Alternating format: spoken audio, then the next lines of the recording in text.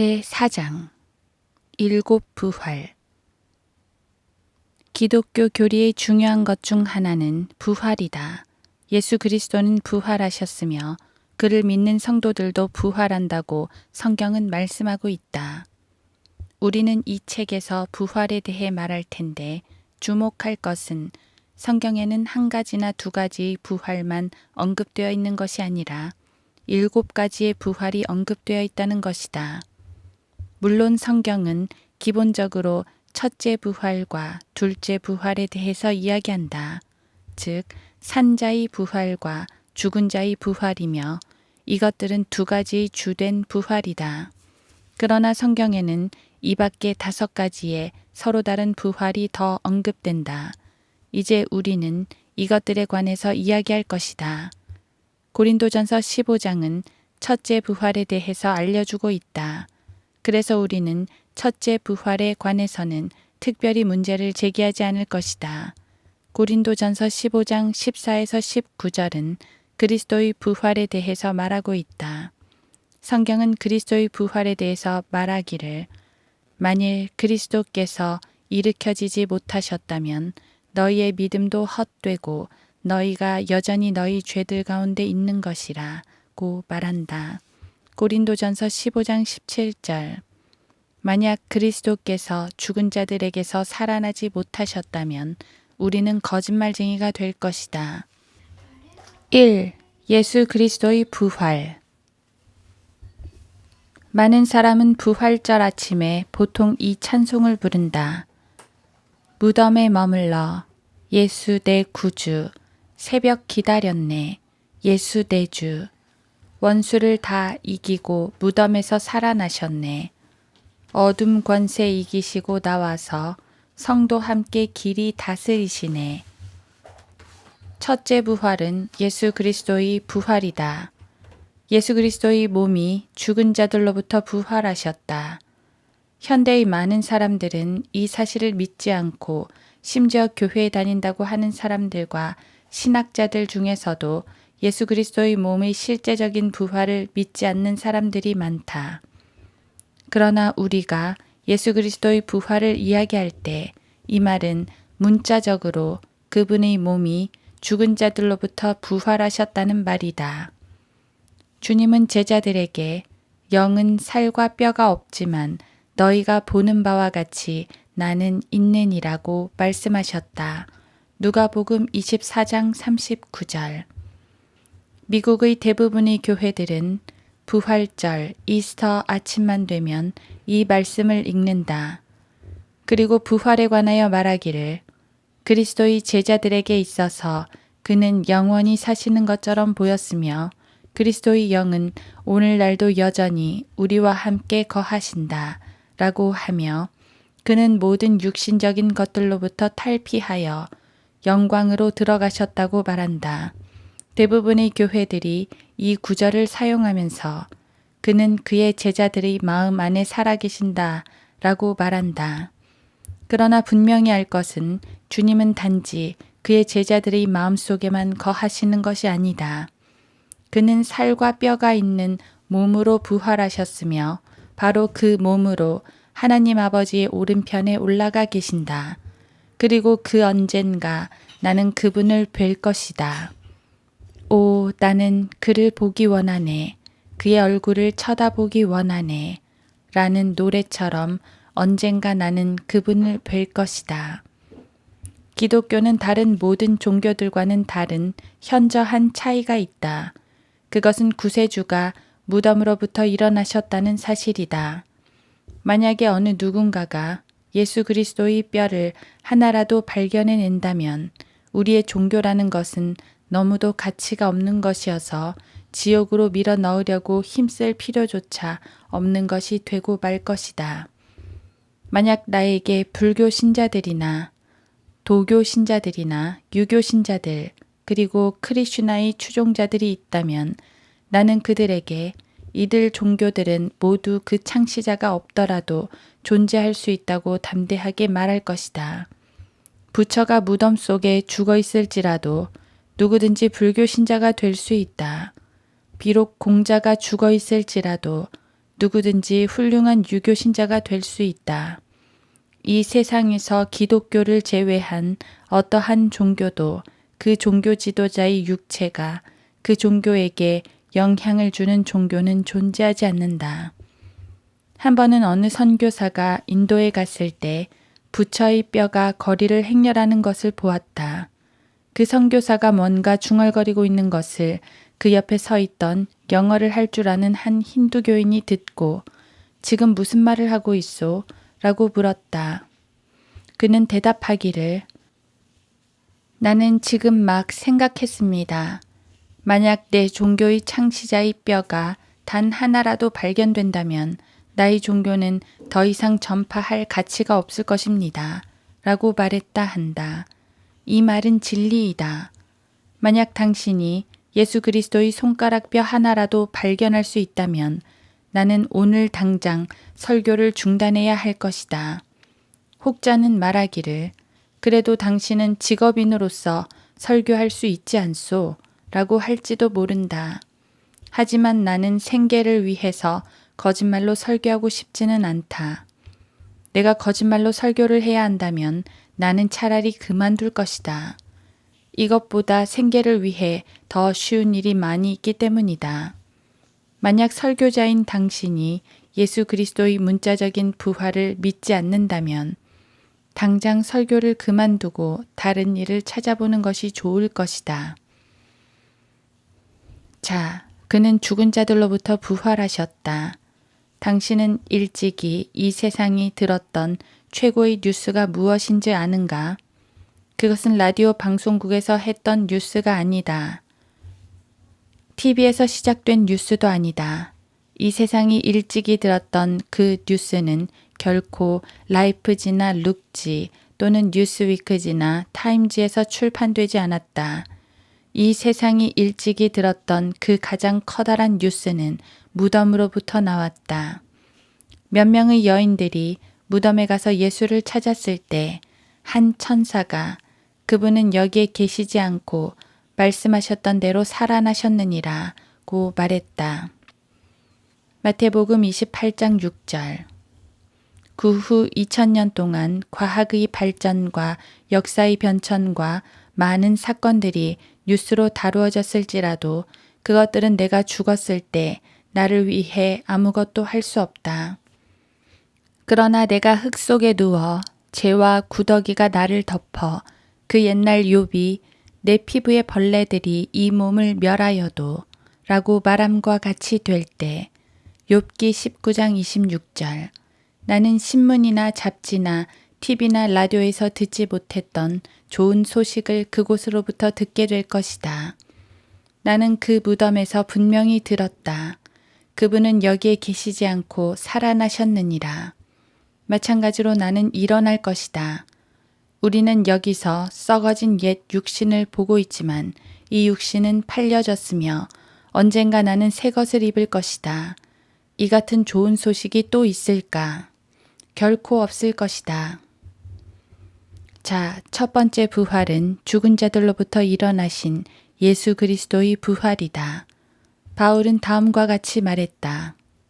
내가 받은 것을 먼저 너희에게 전달하였나니 이는 성경대로 그리스도께서 우리의 죄들로 인하여 죽으시고 장사되셨다가 성경대로 셋째 날에 다시 살아나셔서 고린도전서 15장 3, 4절.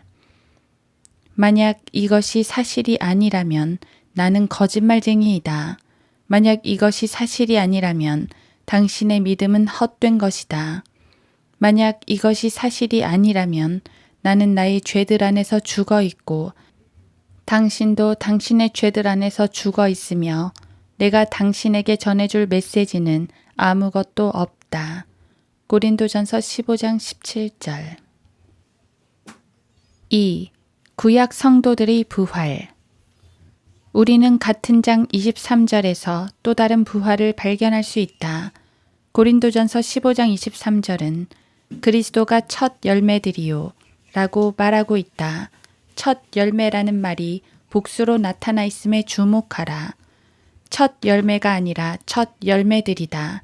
다시 말해서 누군가가 그리스도와 함께 한 것이다. 두 번째 부활에서는 여러 무덤들이 열리고 잠자던 성도들의 몸이 일어나서 그리스도의 부활을 따라 도성으로 들어갔다. 마태복음 27장 51에서 53절은 이렇게 말한다. 그런데 보라, 성전의 휘장이 위에서 아래까지 둘로 찢어지고 땅이 흔들리며 바위들이 갈라지고 무덤들이 열리며 잠들었던 많은 성도들의 몸이 일어났으며 주께서 부활하신 후에 무덤에서 나와 거룩한 도성으로 들어가 많은 사람들에게 나타났더라. 많은 무덤들에 어떤 일이 일어난 것이다. 누군가가 거기에서 나왔다. 무덤은 열리고 땅은 둥글게 패어지고 무덤을 막고 있던 돌들은 모두 굴러가 버린 것이다. 두 번째 부활에서는 구약시대의 성도들이 죽은 자들로부터 일어났다. 성경은 그들이 밖으로 나와 예루살렘으로 들어가서 많은 사람들에게 나타났다고 말하고 있다. 마태복음 27장 53절. 나는 할로윈 나이트를 말하는 것이 아니다. 그러나 만약에 당신이 그 토요일 밤에 예루살렘에 있었던 로마 군인이라고 생각해보자. 당신은 갑자기 완전 무장한 한 군사가 땅에서 한 10피트쯤 떨어져서 당신에게 다가오는 것을 보게 된다. 그는 공중에 떠서 유유히 다가오는 것이다. 온통 피로 물든 수염과 상처투성이의 얼굴로 그는 낡은 칼을 뽑아들고 당신에게 말할 것이다. 개 섞어라. 여호수아가 죽은 자들로부터 부활한 것이다. 많은 몸들이 일어나서 보이게 된다. 그 일이 어떻게 이루어졌는지 상상해 보라. 또 성전으로 들어간 한 무리의 제사장들을 상상해 보자. 그들이 성전으로 들어갔을 때 휘장은 찢어져 있고 지성소의 모습이 그들에게 보이는데도 그들은 죽지 않는다. 그들 중 한 사람이 말한다. 잘 가게, 지성소를 보았으니 우리는 죽게 되는구먼. 또 한 사람이 말한다. 우리는 죽지 않았어. 무엇인가가 잘못된 거야. 이때 또 다른 제사장이 말한다. 어찌하여 이런 일이 여호와의 임재가 떠난 것이 틀림없어. 오, 백성들에게 이 사실을 알리면 안 돼. 그들에게 알리지 마라. 백성들이 이 사실을 알게 되면 우리는 더 이상 우리의 일을 유지할 수 없다.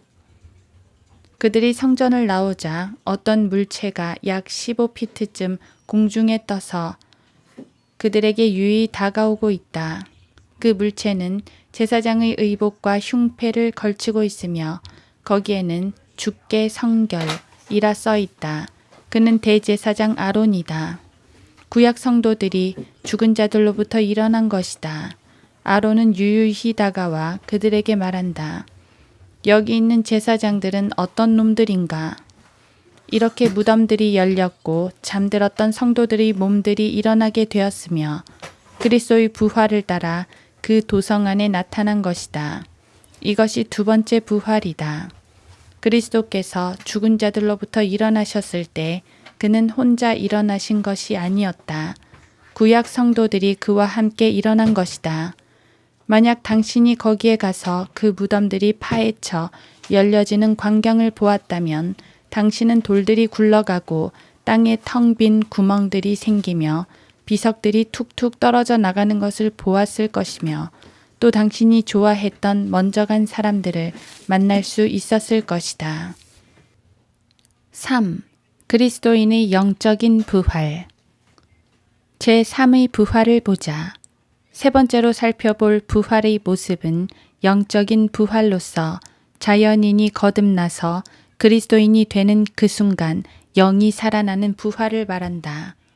그러나 자비가 풍성하신 하나님께서 우리를 사랑하신 그의 큰 사랑으로 인하여 죄들 가운데서 죽었던 우리를 그리스도와 함께 살리셨으니 너희가 은혜로 구원을 받은 것이니라.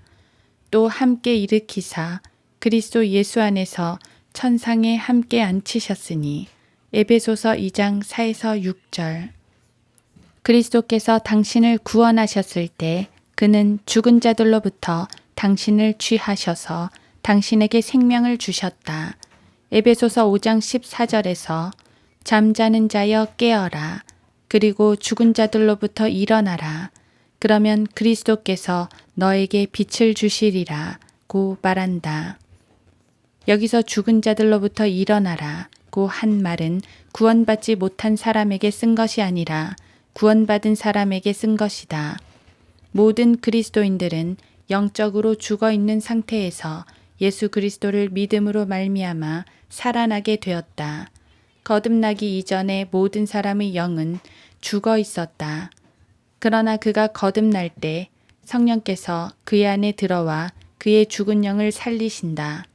이때 우리에게 일어나는 사건은 두 가지인데 그것은 죄에 대하여는 죽고 하나님에 대하여는 산다는 것이다. 바울은 이 사실을 로마서 6장에서 잘 설명하고 있다. 그가 죽으심은 죄에게 단번에 죽으심이요 그가 사심은 하나님께 사심이라. 이와 같이 너희도 너희 자신을 정녕 죄에게는 죽은 자요 예수 그리스도 우리 주로 말미암아 하나님께는 산 자로 여기라. 로마서 6장 10, 11절. 예수 그리스도와 함께 죽은 우리는 앞으로 예수 그리스도처럼 육체적으로 부활할 것이다. 로마서 6장 5절. 그러나 우리의 영은 죽어있는 상태에서 이미 살아났다. 우리는 영적으로 이미 부활을 경험한 것이다. 이것이 바로 세 번째 부활이다. 이제 남은 것은 육체적인 부활뿐이다. 그러나 우리가 더욱 기억해야 할 것은 그리스도 안에서 산 우리는 죄에 대하여는 죽은 자라는 사실이다. 로마서 6장 3절은 예수 그리스도 안으로 침례받은 우리가 그의 죽으심 안으로 침례받은 것을 알지 못하느냐 라고 말씀하고 있다. 로마서 6장 1에서 7절에 따라서 그리스도인은 죽은 사람이다. 그는 죽었고 그의 삶은 그리스도 안에 감추어져 있다. 그리고 죽은 사람은 죄로부터 자유로운 것이다. 설교자들은 청중들에게 잘못된 행동을 지적해야 한다. 그것이 설교자들의 일이다. 설교자들은 청중들에게 올바른 행동을 말해 주어야 한다. 이것 또한 그들의 일이다. 그러나 어떻게 해야 올바르게 행할 수 있는가? 그것은 로마서 6장 11절 말씀처럼 우리 자신을 죄에 대하여는 죽은 자로 예수 그리스도 우리 주로 말미암아 하나님께 대하여는 산 자로 여기는 것이다. 이 말씀에는 우리가 죄로부터 승리하는 비밀이 들어있다. 그 비밀은 우리 자신을 죽은 자로 여기라는 것이다. 혹자는 이렇게 말할지도 모른다. 아니, 누가 죽기를 원합니까? 하지만 생각해보라. 우리가 우리 자신을 죄에 대해 죽은 자로 여기지 않는다고 해서 세상에서 더 많이 살 수 있는 것이 아니며 우리가 하나님에 대하여 우리 자신을 산 자로 여긴다고 해서 더 빨리 죽는 것도 아니다. 나는 왜 사람들이 올바르게 되지 않으려는지 그 이유를 알고 있다. 그것은 죽는 문제와 관계된 것이다. 그들은 나는 너무 젊어서 죽을 수가 없습니다. 라고 말한다. 그러나 우리가 죽는 것만이 죄로부터 승리하는 길이다. 우리의 옛 육체는 이렇게 말할 것이다. 그것을 가져라. 그것을 가져라. 나는 그것이 필요해. 그것을 가지란 말이야. 하지만 당신은 이렇게 말할 것이다. 입 닥쳐. 너는 죽었어. 그러나 육체가 말한다. 나는 죽지 않았어. 이 사람아, 날 봐. 날 보란 말이야. 나는 많은 욕구를 갖고 있어. 나는 이것이 필요해. 나는 저것이 필요해. 저것도 필요해. 당신은 말한다. 입 닥쳐. 너는 죽었어. 하나님께서 너에게 죽었다고 말씀하셨어. 나는 그것을 믿는다. 하나님께서는 그리스도께서 나를 위해 죽으셨다고 말씀하셨어. 나는 그 사실을 믿는다. 나는 그렇게 구원받았다. 하나님께서는 너는 죽었다고 말씀하셨다. 바로 이것이 죄로부터 승리할 수 있는 길이다. 너는 죽었어. 하지만 우리의 육체는 여전히 이야기한다. 만약 내가 죽었다면 어떻게 내가 움직이지? 나는 말한다. 네가 움직이는지 아닌지 나는 모른다. 그러나 성경은 너를 시체라고 말한다. 그러니 입 다물고 누워 있어. 그러면 우리의 옛 육체는 만약에 내가 시체라면 어떻게 나와 너와 이야기하고 있지? 하고 말한다. 나는 또한 말하기를 나도 몰라. 더 이상 너와 이야기 안 할래. 라고 한다. 자, 이 대화에서 무엇을 알 수 있는가? 이 대화는 모든 그리스도인들의 실상을 보여준다. 우리가 구원받았을 때 주님께서 우리의 옛 육체에게 행하신 일은 우리의 육체를 못 박아 버리신 것이다. 바울은 이 사실에 대해서 다음과 같이 설명한다. 내가 그리스도와 함께 십자가에 못 박혀 있으나 갈라디아서 2장 20절 나는 좀비다. 나는 살아있는 시체다. 그리스도께서는 누가복음 9장 60절에서 이렇게 말씀하셨다.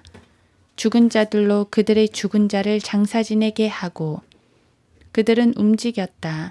하지만 그들은 죽은 자들이다. 마찬가지로 나는 움직인다.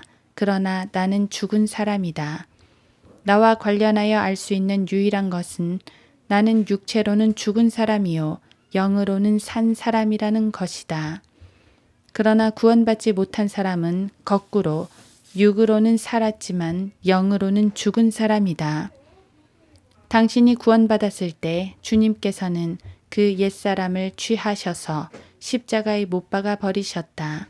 우리가 구원받아서 죽게 되었을 때 우리의 옛사람이 얼마나 많이 불평하며 소리치며 신음하며 괴로워하든지 그것들은 무시해버리라.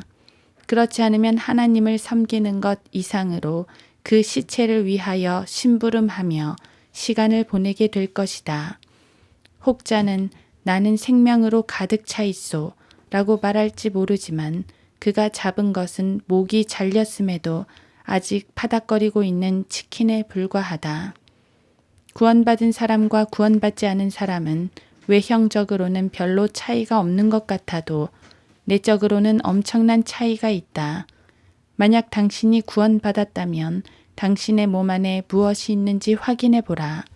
그것은 치안자이고 또 보호자이다. 구원받지 않은 사람들은 이런 것을 갖고 있지 않다. 물론 우리는 그의 말을 항상 듣는 것도 아니고 항상 그에게 복종하는 것도 아니다. 하지만 그는 그곳에 있다. 만약 당신이 앞으로의 생애를 그 시체를 위해 봉사하는 데에 보내기 원한다면 그렇게 하라. 그것은 자유다. 하지만 당신은 그 시체의 심부름꾼 노릇을 하는 것보다 당신 안에서 당신을 다스리는 그분을 위해 사는 것이 더 좋을 것이다. 하지만 때때로 우리는 곤경에 빠지게 된다. 우리가 다시 옛 육체로 되돌아가 하나님께서 빼내어 주신 그 무덤 속으로 기어들어가 그 시체와 어울리려 할 때 바로 그때가 당신이 곤경에 빠지게 되는 때이다. 당신은 육체와 함께 곤경에 빠지게 되는 것이다. 내 안에 곧 내 육신 안에는 선한 것이 거하지 않는 줄을 내가 아노니 원함은 내게 있으나 선한 것을 어떻게 행하는 것인지는 알지 못하노라. 내가 원하는 선은 행하지 않고 원치 않는 악을 행하는도다. 이제 만일 내가 원치 않는 것을 행하면 그것을 행하는 것은 더 이상 내가 아니요 내 속에 거하는 죄니라. 로마서 7장 18에서 20절. 만일 내가 내 몸을 처리해 버릴 수 있다면 나의 문제들은 해결될 것이다. 이 헝겊조각 같은 육체와 관련되지 않는 문제란 없기 때문이다.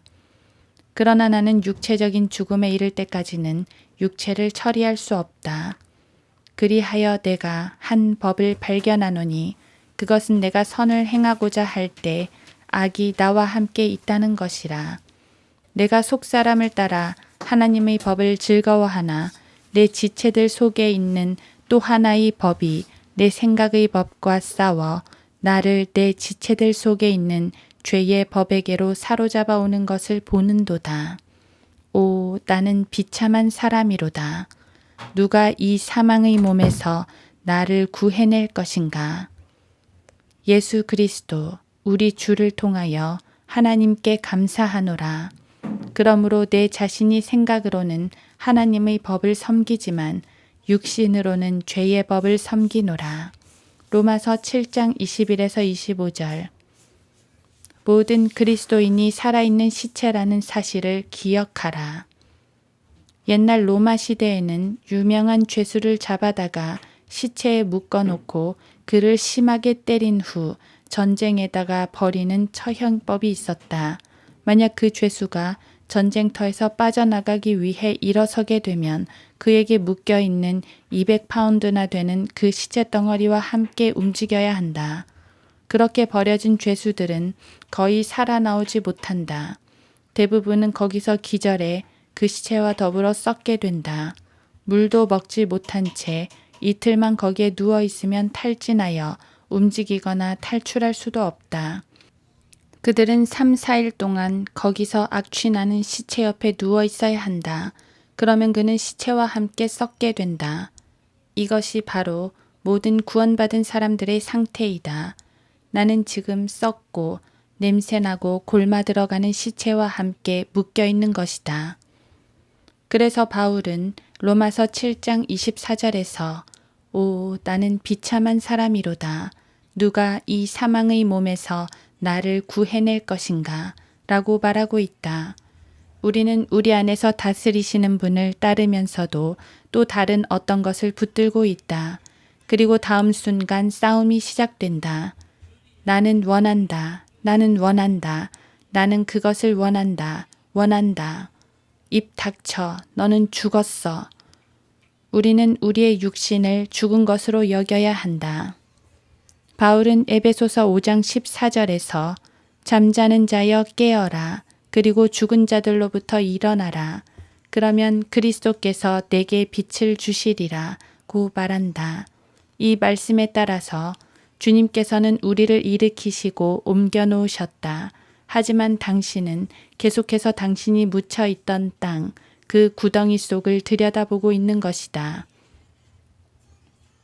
어느 겨울밤 술에 취한 어떤 노인이 묘지 옆을 지나가고 있었다. 그가 그곳을 지나가고 있을 때 한 사람이 그의 앞을 지나가더니만 누군가가 파헤쳐 놓은 무덤에 빠져버렸다. 이 노인이 그 무덤 곁을 지나갈 때 그 파헤쳐진 무덤에서 목소리가 새어나왔다. 우, 여기는 너무나 춥군. 부르르르, 이 아래는 너무나 추워. 그 술 취한 노인은 그 위로 가서 어두운 구덩이 속을 내려다보았지만 아무것도 볼 수 없었다. 그 아래서 어떤 사람은 왔다 갔다 하며 그의 팔을 부딪히며 말한다. 이 아래는 너무나 춥군. 너무나 추워. 그러자 그 술에 취한 노인은 그 어두운 구덩이 안을 잠깐 쳐다보더니 그렇게 말했다. 그래, 네가 추운 게 당연하지. 너는 덮고 있는 흙을 다 걷어차 버렸잖아. 많은 사람들이 추워하는 이유는 자기들을 덮고 있던 흙들을 모두 걷어차 버렸기 때문이다. 주님께선 당신을 묻으시고 덮으시며 그 안에서 편히 있어라 라고 말씀하셨다. 하지만 당신은 다시 파헤치고 나와 그 시체를 살리려고 노력하고 있는 것이다. 모든 그리스도인들은 살아있는 시체이다. 하나님의 사람들이 특별한 사람들이라 불릴 때 그것은 전혀 놀랄 일이 아니다. 당신이 진정한 그리스도인일 때 세상은 당신을 역겨워할 것이다. 만약에 당신이 하나님을 위해 산다면 세상은 당신을 광신자라 부를 것이고 당신이 하나님을 위해 살지 않으면 그들은 당신을 위선자라 부를 것이다. 당신은 이 도전들을 둘 다 이길 수 없다. 차라리 하나님을 위해 살아 세상의 역겨운 냄새를 계속 풍기는 것이 훨씬 낫다. 성경은 고린도후서 2장에서 이렇게 말씀하고 있다. 이는 우리가 구원받은 사람들에게나 멸망하는 사람들에게나 하나님 앞에서는 그리스도의 향기이기 때문이라. 정녕 이 사람들에게는 사망에 이르는 사망의 향기이나 저 사람들에게는 생명에 이르는 생명의 향기라. 고린도후서 2장 15, 16절. 역겨운 냄새를 계속 풍겨라. 우리는 또한 그들을 두렵게 하는 존재들이다. 모든 그리스도인들은 살아있는 시체들이다. 우리는 세상을 두렵게 한다. 우리는 그들을 곤란하게 한다. 우리는 그들을 방해한다. 마치 잘못 들어선 길에서 갑자기 일어나서 당신을 놀라게 하는 시체처럼. 얼마 전에 신문에서 읽은 기사 하나가 기억난다.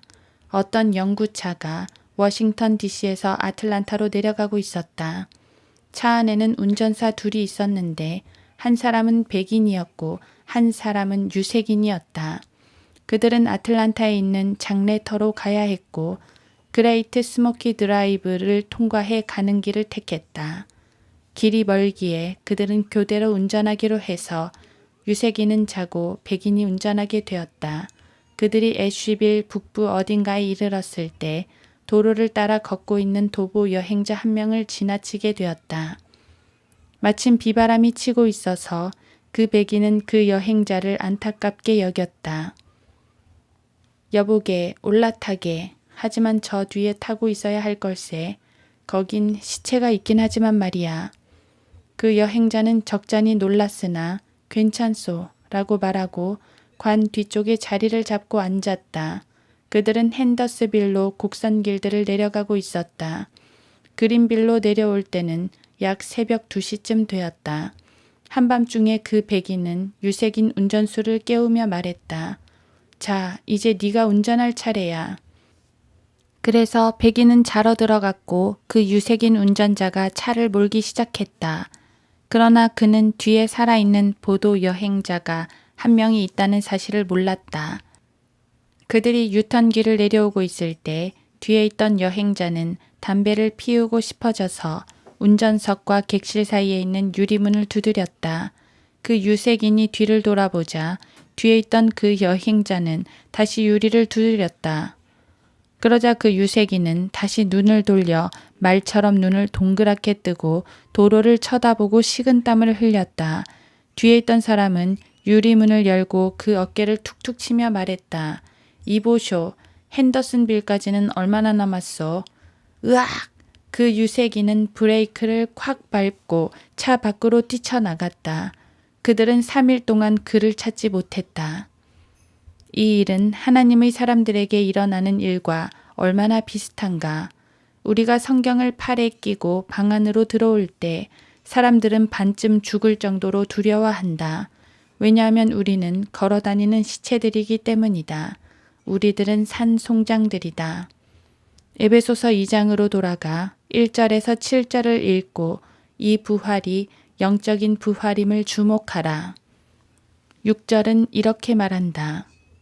또 함께 일으키사 그리스도 예수 안에서 천상에 함께 앉히셨으니. 앞에 설명했던 두 개의 부활은 문자적인 사건이고 이것은 영적인 사건이다. 이것은 그리스도인들의 부활이다. 앞선 두 가지는 육체적인 부활이었다. 4. 이스라엘 민족의 부활. 이제 말하려고 하는 네 번째 부활은 한 국가적인 부활이다. 로마서 11장 25-26절은 이렇게 말한다.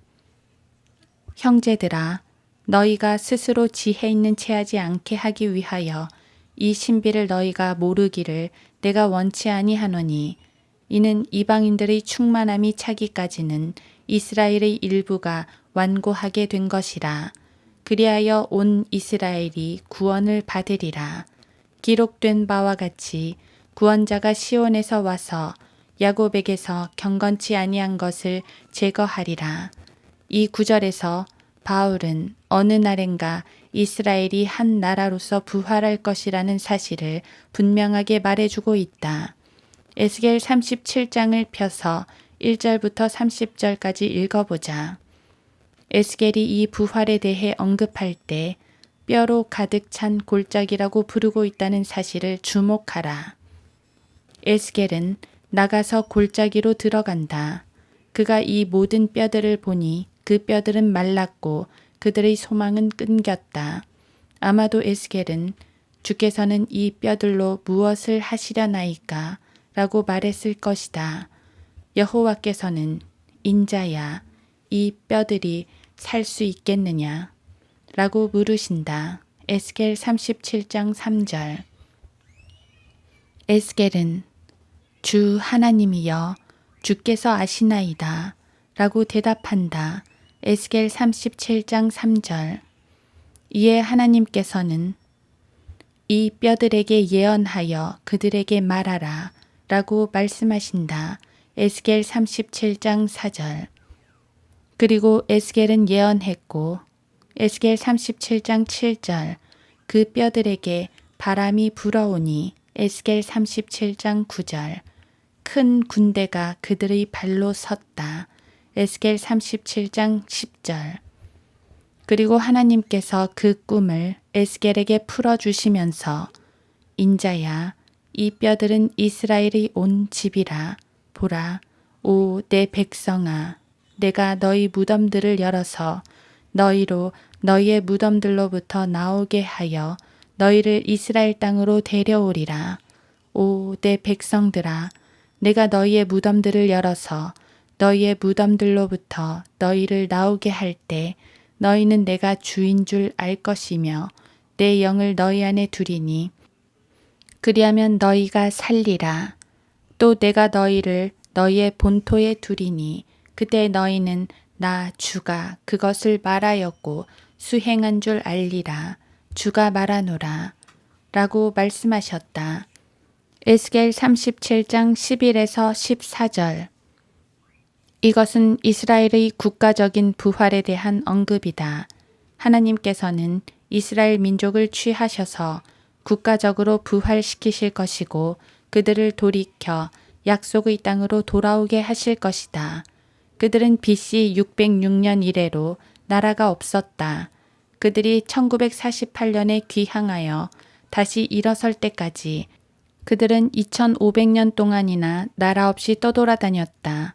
우리의 관심은 스포츠나 자동차나 좋은 집이나 여행 등에 있고 우리의 눈은 이스라엘을 제외한 세계의 모든 장소로 가 있으나 성경이 관심을 갖고 있는 것은 이스라엘이다.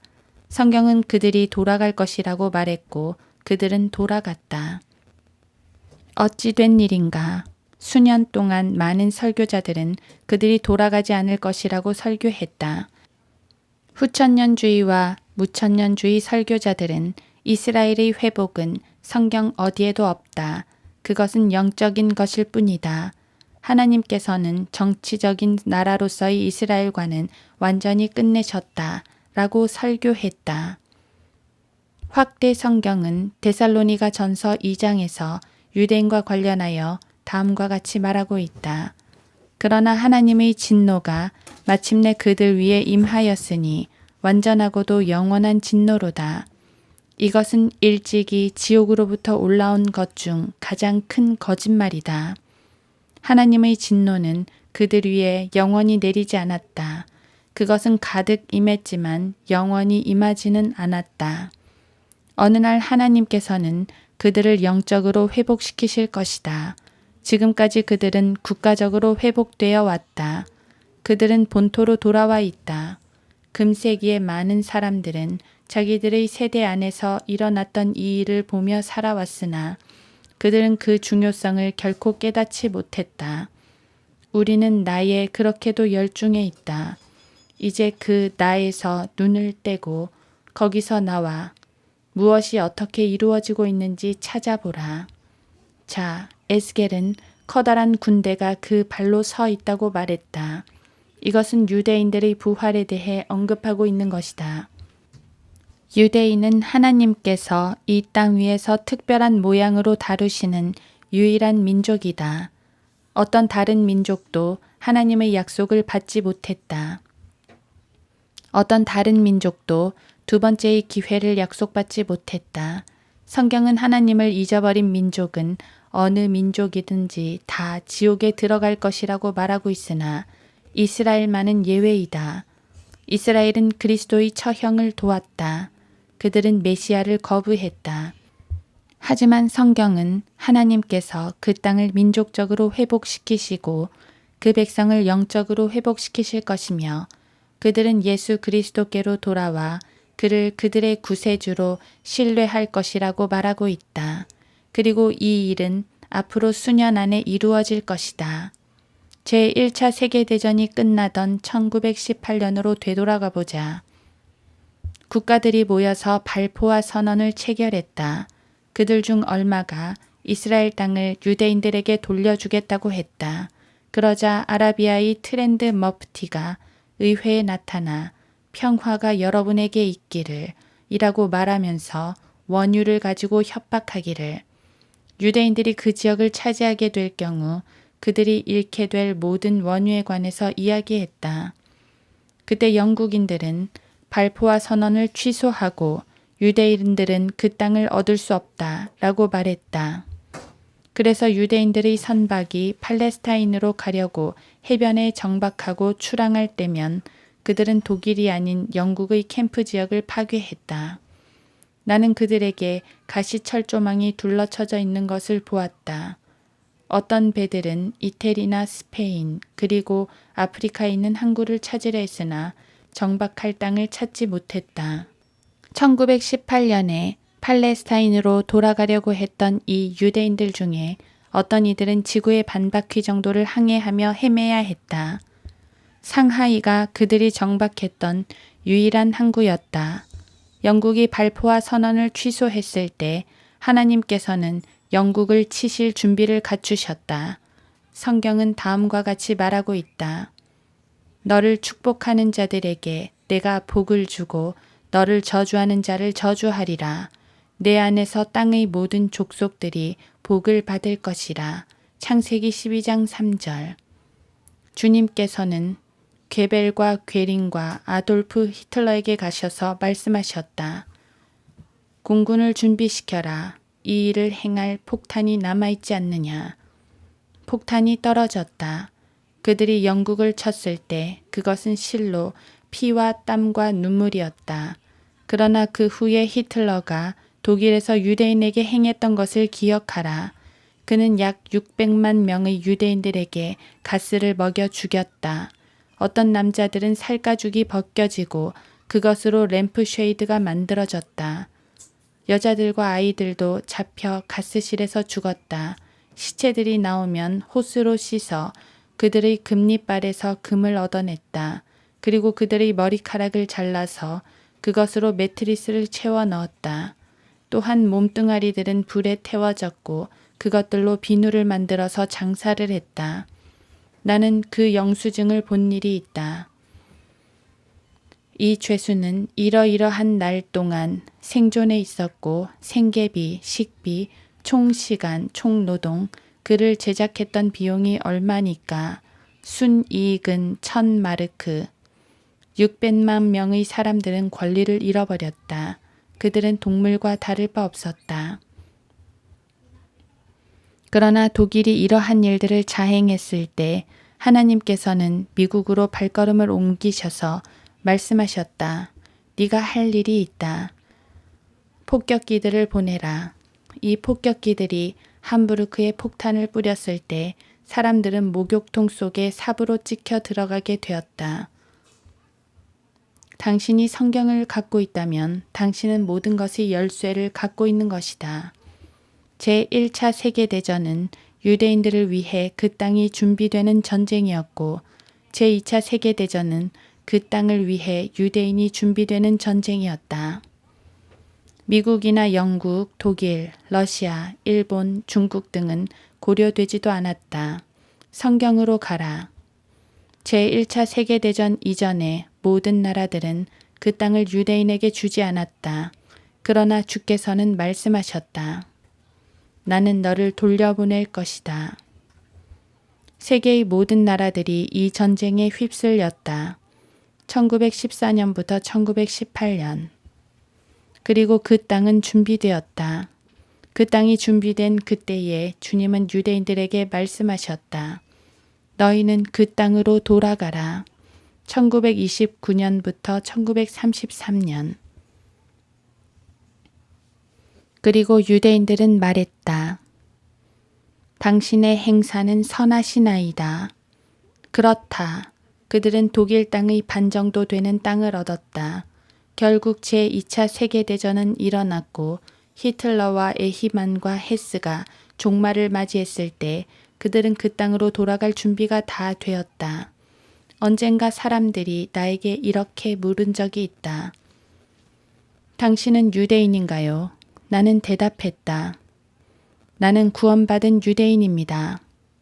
그들은 러크만이란 이름으로 볼 때 당신은 틀림없는 유대인입니다. 라고 말했다. 확실히 내 이름은 에히만이나 보르만과 같이 좋은 유대인 이름이긴 하지만 알다시피 나는 유대인이 아니다. 그러나 나는 유대인을 사랑한다. 왜냐하면 성경에 이렇게 기록되어 있기 때문이다. 복음에 관하여는 그들이 너희로 인하여 원수가 되었으나 선택에 있어서는 그들의 조상으로 인하여 사랑을 받는 자들이라. 로마서 11장 28절. 사실 그들은 세상에서 가장 사랑하기 어려운 사람들이다. 만약 당신이 시카고에 있는 구원받지 못한 유대인 전당포 상인과 5분간만 이야기해 본다면 당신은 그의 얼굴을 주먹으로 한 대 치고 싶은 마음이 들 것이다. 하지만 당신은 그들을 사랑해야 한다. 왜 이방인들은 유대인들을 싫어할까? 그 이유 중에 하나는 유대인들은 돈을 만들 수 있고 이방인들은 돈을 사랑하기 때문이다. 한 번은 한 이방인이 버스에서 유대인에게 말했다. 당신은 유대인이요? 그렇소. 그 이방인은 우리 마을엔 유대인이 한 명도 없는데 라고 말했다. 그러자 그 유대인은 이렇게 말했다. 그것이 바로 이곳이 아직도 촌락인 이유요. 물론 이것은 우스갯소리다. 만약 유대인이 이 글을 읽고 있다면 이것을 우스갯소리로 여겨주기 바란다. 그러나 어떤 사람은 이런 인종차별적인 말을 우스갯소리로 하다니 참을 수 없어 라고 말할지도 모른다. 하지만 그는 자존심을 세우고 있는 것뿐이다. 세계의 모든 사람들은 인간의 존엄성에 대해 강박관념이 걸려있는 것 같다. 하지만 나는 일찍이 서양에서 일생 동안 존귀함을 받아본 사람을 한 번도 본 적이 없다.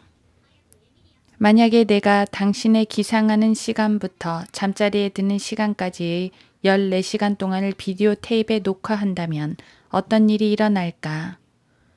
그 필름은 존귀한 모습의 필름이 될까? 나는 존귀함을 얻기 위해서 시간을 쓰는 사람을 본 적이 없다. 나는 파괴적인 비평을 하는 것은 아니지만 어떤 의미에서 나는 혁명가이다. 나는 히피족들과 똑같이 그렇다.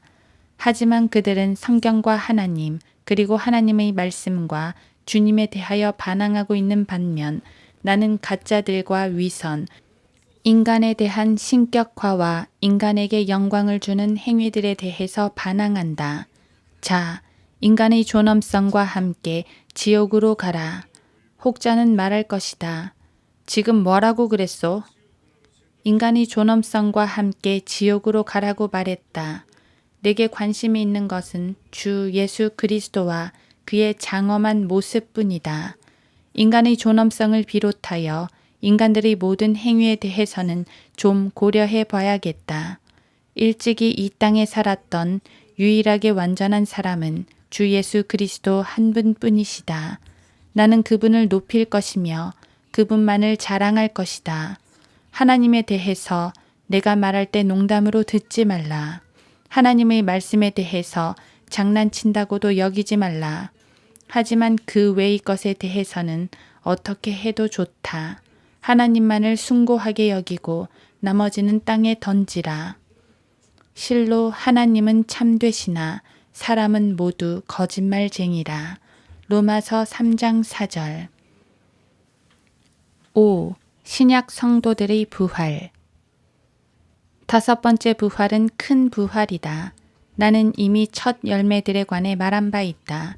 그렇다면 다음 단계는 추수인데 그때 주 예수 그리스도께서 돌아오실 것이다. 성경은 이렇게 말하고 있다.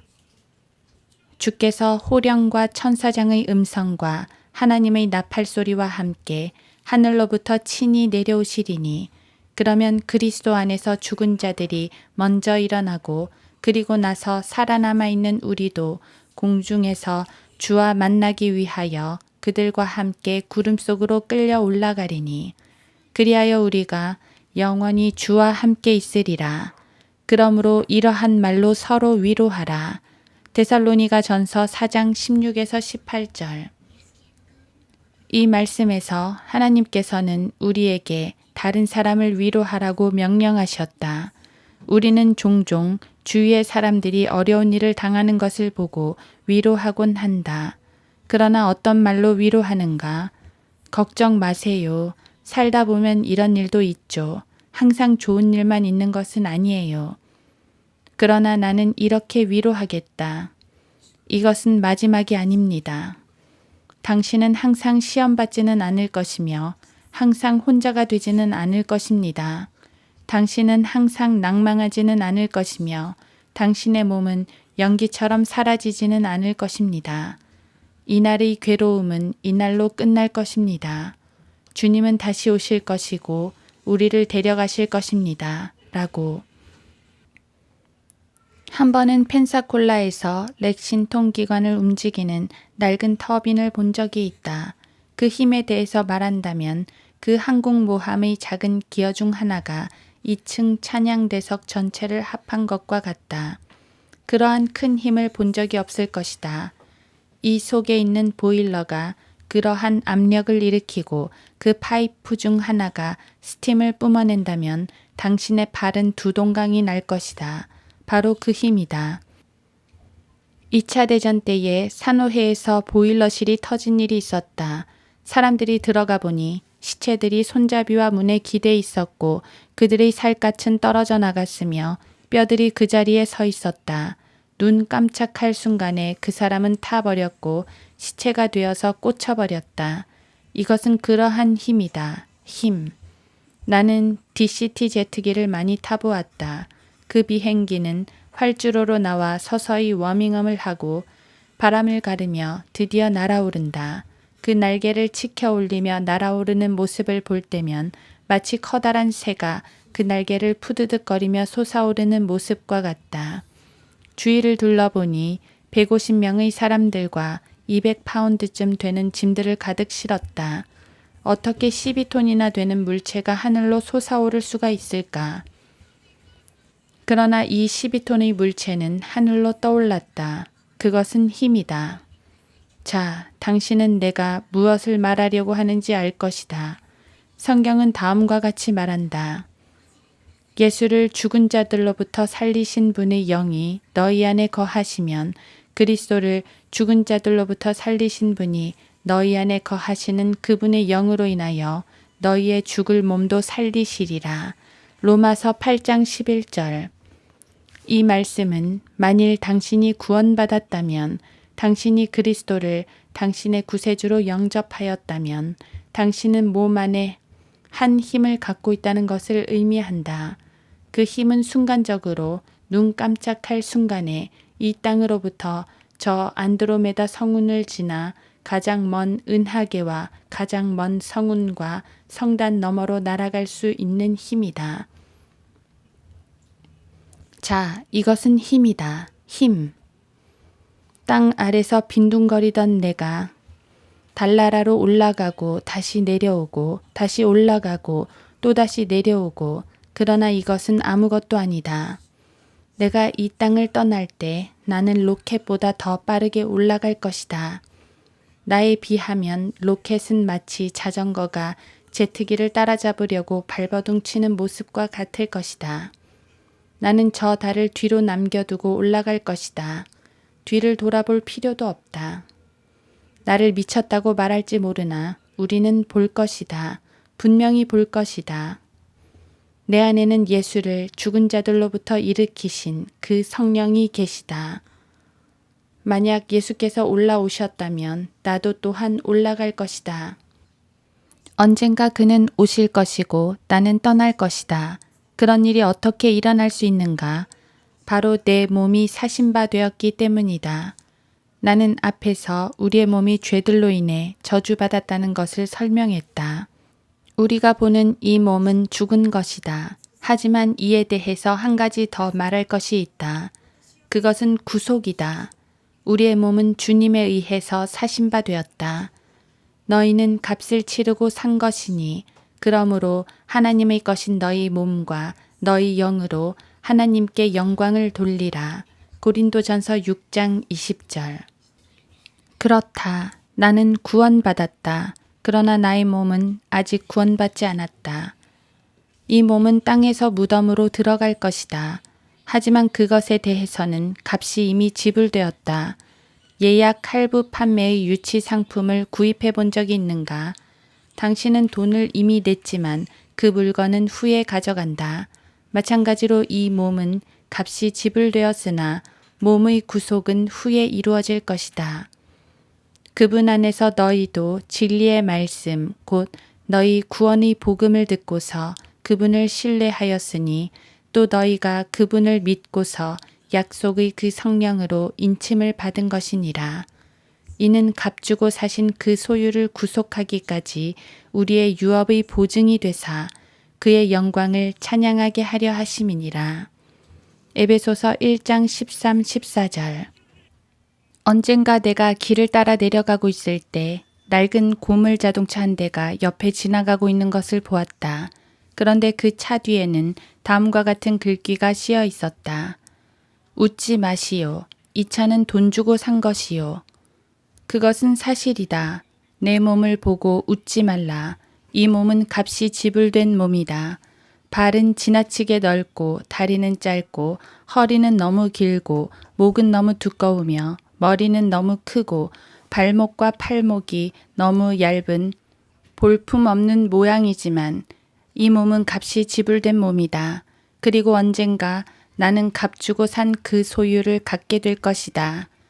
그들뿐만 아니라 성령의 첫 열매들을 가진 우리까지도 속으로 신음하며 양자되는 것, 곧 우리 몸의 구속을 기다리고 있느니라. 로마서 8장 23절. 만일 당신이 예수 그리스도를 당신의 구주로 영접했다면 당신의 몸은 값이 지불된 것이다. 그것은 어떤 다른 물건과 같지 아니하고 오직 값으로 삼바된 몸이다. 그리고 주님께선 그 어느 날인가 당신을 새로운 몸으로 취하실 것이다. 바울은 고린도전서 15장 52절에서 이같이 말하고 있다. 마지막 나팔에 눈 깜짝하는 순간에 그러하리라. 나팔 소리가 나면 죽은 자들이 썩지 아니하는 몸으로 일으켜지며 우리도 변화되리라. 고린도전서 15장 50절부터 55절까지 읽어보자. 그러나 형제들아, 이제 내가 이것을 말하노니 혈과 육은 하나님의 나라를 상속받을 수 없으며 보라, 내가 너희에게 한 가지 신비를 말하노니 우리가 다 잠잘 것이 아니요 오히려 우리가 모두 변화될 것이니 마지막 나팔에 눈 깜짝하는 순간에 그러하리라. 나팔 소리가 나면 죽은 자들이 썩지 아니하는 몸으로 일으켜지며 우리도 변화되리라. 그리고 이 일이 일어날 때에 대하여 말하기를 그리하여 이 썩을 몸이 반드시 썩지 아니할 몸을 입고 이 죽을 몸이 반드시 죽지 아니할 몸을 입으리라. 이 썩을 몸이 썩지 아니함을 입고 또 이 죽을 몸이 죽지 아니함을 입게 되면 그때 사망이 승리 속에 삼킨 바 되었느니라고 기록된 말씀이 이루어지리라. 오 사망아, 너희 쏘는 것이 어디 있느냐? 오 음부야, 너의 승리가 어디 있느냐? 라고 말하고 있다. 다섯 번째 부활에 관련하여 두 가지 부류의 사람들이 있다. 첫째, 주님이 다시 오실 때 무덤에서 썩고 있던 성도들이다. 그들은 무덤에서 일어나 나올 것이고 그때 음부는 승리를 잃게 된다. 둘째, 이 땅 위에 살아있는 성도들이다. 그들은 죽지 않고 올라갈 것이다. 오 사망아, 너의 쏘는 것이 어디 있느냐? 이 두 부류의 사람들에 대해서 예수님께서는 요한복음 11장 25, 26절에서 다음과 같이 말씀하셨다. 나는 부활이요 생명이니 나를 믿는 자는 죽어도 살 것이며 또 살아서 나를 믿는 자는 누구나 영원히 죽지 아니하리라. 25절에서 나를 믿는 자는 죽어도 살 것이며 라고 말씀하신 사람들이 첫 번째 부류의 사람들이고 26절에서 살아서 나를 믿는 자는 누구나 영원히 죽지 아니하리라 라고 하신 사람들이 두 번째 부류의 사람들이다. 바울 또한 데살로니가 전서 4장 17절에서 이 두 부류의 사람들을 언급하고 있다. 그리고 나서 살아남아 있는 우리도 공중에서 주와 만나기 위하여 그들과 첫 번째 부류의 사람들과 함께 구름 속으로 끌려 올라가리니 그리하여 우리가 영원히 주와 함께 있으리라. 어느 날 그때가 밤일지 낮일지는 몰라도 하늘에 천둥 번개가 칠 것이고 당신은 당신의 이름을 부르는 소리를 들을 것이다. 그리스도께서는 그러면 그는 자기 자신의 양들의 이름을 불러서 이끌어내느니라. 그가 자기 양들을 이끌어낸 후 양떼 앞에서 걸어가면 양들이 그를 따라가리니 이는 양들이 그의 음성을 알기 때문이라 고 말씀하셨다. 요한복음 10장 3, 4절. 당신은 이리 올라오라는 음성을 들을 것이며 요한계시록 4장 1절 또 올라갈 것이다. 당신은 그가 오실 때 무엇을 하다가 발견되고 싶은가? 예수 그리스도께서 이번 토요일 밤 11시 반쯤 오신다면 기쁘게 맞겠는가? 토요일 밤 10시 반쯤이면 어떨까? 만약 당신이 눈 깜짝할 순간에 들려 올라가서 그 앞에 선다면 당신은 당신이 들려 올라간 그 위치를 기뻐할 것인가? 많은 사람들은 주님은 오늘 밤에는 오시지 않을 것입니다. 라고 말하며 할 것을 다 하지만 주님은 오늘, 지금 오실 수도 있다. 주님께서는 오실 것이고 우리는 눈 깜짝할 순간에 여기를 떠날 것이다. 만약 주님께서 지금 오신다면 우리는 무엇을 하며 주님을 맞이하겠는가? 예수 그리스도께서 나타나실 때 입속에 술을 한 움큼 가득 담은 채로 만날 것인가? 아니면 과속이나 여행이나 또는 대마초나 온갖 마약들에 자신을 내어준 채로 만날 것인가? 만약 입에다가 그런 것들을 가득 채우고 있을 때 주님이 오신다면 당신은 깜짝 놀라 그것을 재빨리 삼켜버릴 것이다. 주님이 오신다. 그가 오신다. 나는 그리스도의 재림에 관해서 900번가량 설교했다. 그리고 그는 아직 오시지 않았다. 하지만 그는 분명 오신다. 어린 아기를 땅에 묻었는가? 당신은 아기를 다시 보게 될 것이다. 어머니나 아버지를 장사 지냈는가? 당신은 그들을 다시 보게 될 것이다. 아내나 남편이나 또는 사랑하는 사람을 잃었는가? 그들을 다시 보게 될 것이다. 당신은 그분을 대하기 전에 당신의 친구들이나 사랑하는 사람들을 먼저 만날 것이다. 성경은 공중에서 주와 만나기 위하여 그들과 함께 구름 속으로 끌려 올라가리니 라고 말한다. 주님을 만나는 것은 첫 번째가 아니라 두 번째이다. 당신은 그들을 먼저 만나게 된다. 왜 우리는 주님께서 바로 지금 오시면 해결되어질 모든 문제들에 대해 골몰하고 있는가? 나는 왜 사람들이 일어나서 오 예수여 좀 더 기다려주세요 라고 노래하는지 이해할 수 없다. 성경의 마지막 기도는 그러하옵니다. 주 예수여 오시옵소서 이다. 요한계시록 22장 20절. 자, 오늘이나 어제 막 구원받은 사람들에게 만약 예수 그리스도께서 바로 지금 오신다면 그것은 놀랄 만한 일이 아닐까? 당신은 타락할 시간도 없을 것이며 박해받을 시간도 없을 것이다. 위선자들 뒤에 숨을 방법을 배우고 있지도 않을 것이다. 당신이 구원받은 그날 우리의 고향으로 돌아간다는 것은 얼마나 축복된 일인가. 하지만 주님은 우리에게 그렇게 하라고 하지 않으셨다.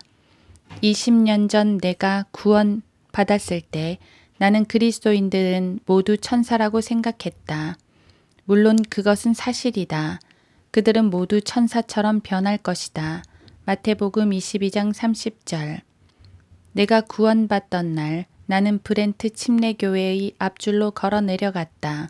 그때 나의 모습은 검은 셔츠에 노란 넥타이, 회색 양복에 코수염까지 양쪽 주머니엔 4개의 시가를 넣고 28인치짜리 바지를 입었다. 나는 나 자신을 좋아하지 않았다. 나는 그곳으로 내려가 섰다. 그리고 옆에 있는 나이 많은 아주머니들과 어린이들과 악수를 했다. 나는 12살짜리 소녀와 함께 그 옆에 서 있었다. 내가 강단 앞에서 그들과 악수를 했을 때 여러 그리스도인들이 내게 말했다. 하나님의 축복이 함께 하시기를 빕니다. 러크만 형제님, 당신이 구원받은 것이 기뻐요. 모두들 그랬다. 내가 그 성도들과 악수를 하고 있었을 때 어째서 나는 내가 천사들과 악수를 한다고 생각했었을까?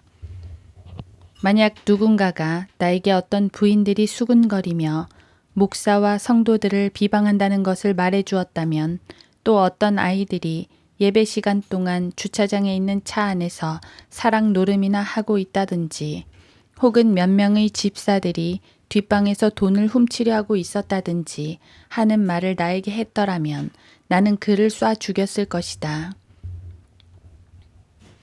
십자가에서 죽어갔던 한 강도에 대해서 생각해보자. 알다시피 그 사람은 성경에서 가장 축복받은 사람 중의 하나이다. 그 죽어가는 강도는 구원받았고 구원받자마자 그는 고향으로 돌아갔다. 이 사실은 매우 놀라운 일이다. 하지만 주님께선 우리에게 그렇게 하라고 하지 않으셨다. 물론 우리는 주님을 위해 수고하는 일에 대해 보상을 받을 수 있고 구원받은 것 이상의 어떤 것을 가지게 될 것이다.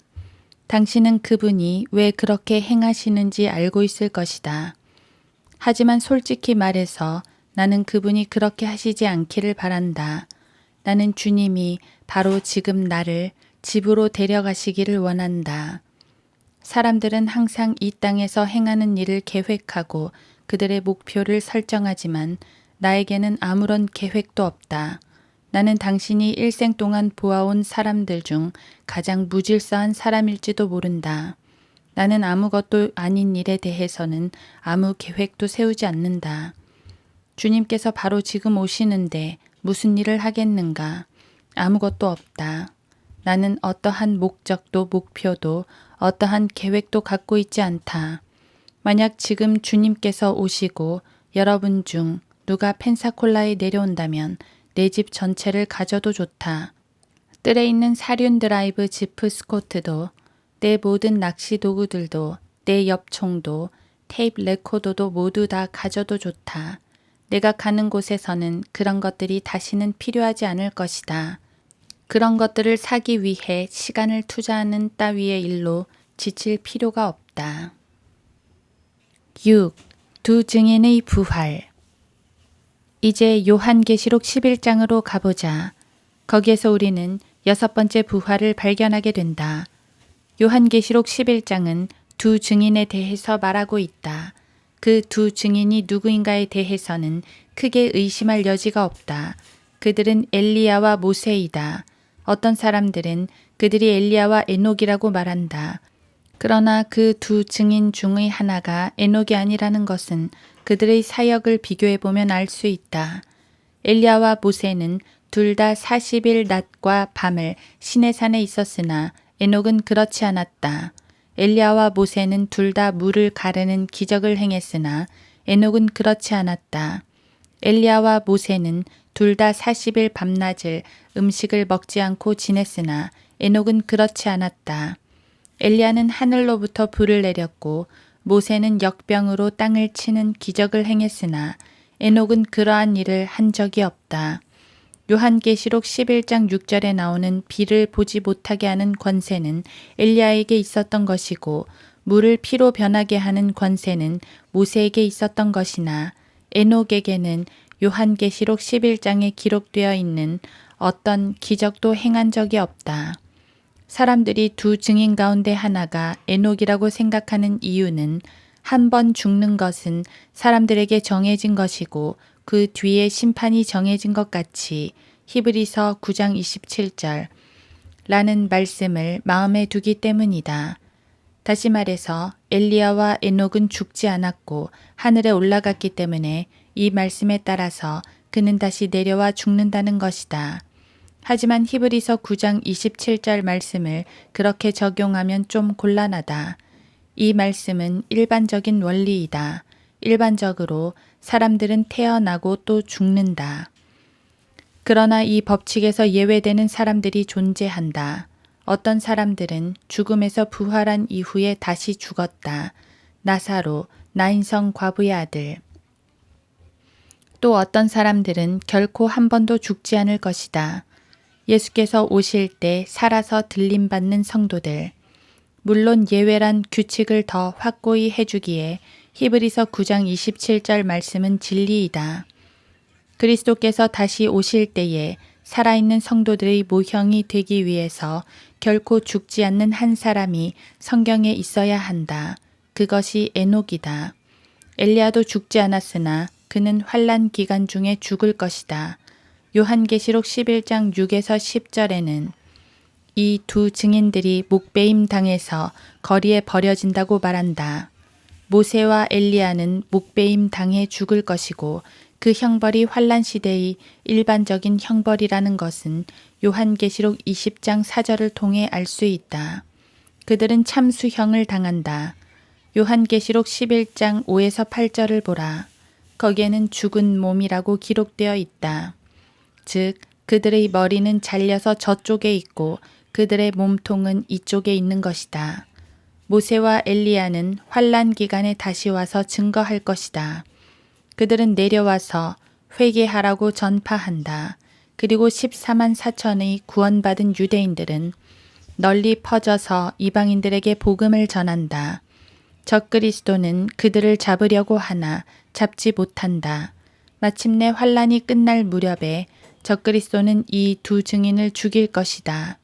요한계시록 11장 10절에 땅에 사는 자들은 그들로 인하여 즐거워하고 또 기뻐하며 서로 선물을 보내리니 라고 기록된 것으로 보아 아마도 크리스마스 때쯤일 것이다. 크리스마스경에 그들은 옛 엘리야와 모세를 참수형에 처하여 죽일 것이다. 옛 로마인들은 이때의 콜로세움에서 그리스도인들을 죽였다. 이날은 바알의 생일이다. 그들의 머리는 거리를 굴러다니게 된다. 하지만 군중들이 그들을 보는 동안 한 구름이 그들 위로 떠오르게 된다. 그들이 하늘로부터 나는 큰 음성을 들었는데 그들에게 말하기를 이리 올라오라 하므로 그들이 구름을 타고 하늘로 올라가니 그들의 원수들이 그들을 바라보더라. 요한계시록 11장 12절. 이 일은 소름 끼치고 신비롭고 놀랄만한 일이다. 마치 무슨 모험담에서나 나올 것 같은 이야기지만 이 이야기는 성경에 나오는 사건이다.